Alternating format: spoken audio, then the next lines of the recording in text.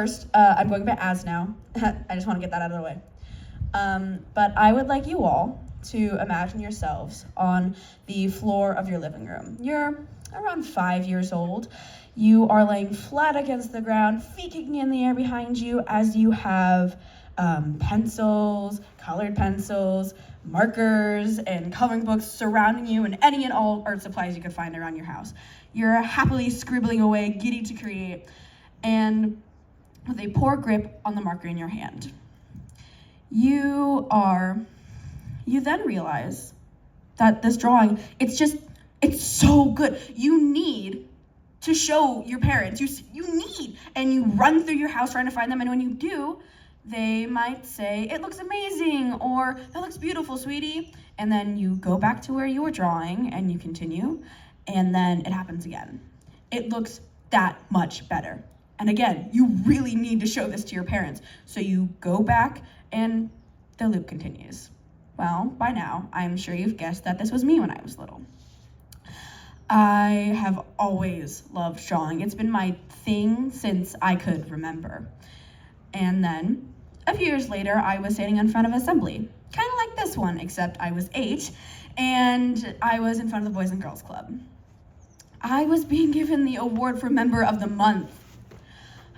It's because I always bugged the leader of that to want to draw at all times. But I will have to admit, it's also kind of because my Auntie Sasa ran the art room.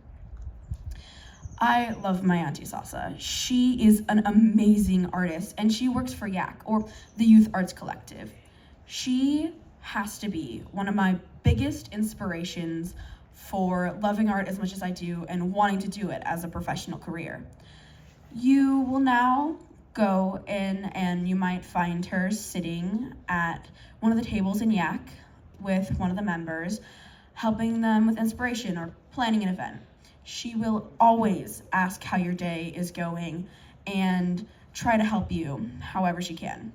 Even with homework, though, that is not art related. Now, let's go back in time a few more years. I'm in the art room. Again, my Auntie Sasa is running it and have a screen in front of me. I was just tracing off of it. That was a big no-no in the art room. That was against the rules. And my Auntie Sasa comes up and she walks over and she asks, "Az, what are you drawing?"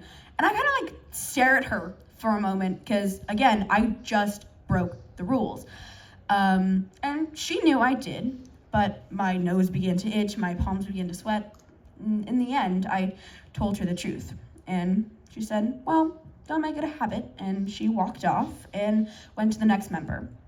I kind of sat there for a moment, not really knowing what to do, wondering why she didn't blow up and didn't yell. And she didn't really even get mad. And that had an impact on me. It told me what art was about, that it wasn't about it had to look good. It also wasn't about being allowed to trace over someone's art for sure. It was that if you want to do art, that you have to trust the process and you can't and enjoy while doing so.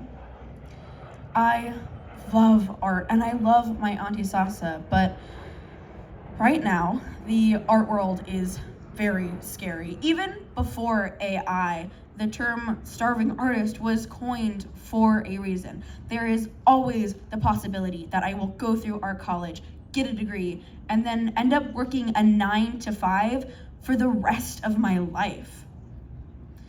But in the end, that's okay, and I'll figure it out when I get there. And my Auntie Sasa has encouraged me to do that. All in all, I'd like you guys to find that inspiration. Maybe it's in someone, but maybe it's in something random, like a TV show you really like. And I want you to take that inspiration and bring it with you through whatever you're passionate about. And make it so that keeps you there, even through the hard times. Thank you.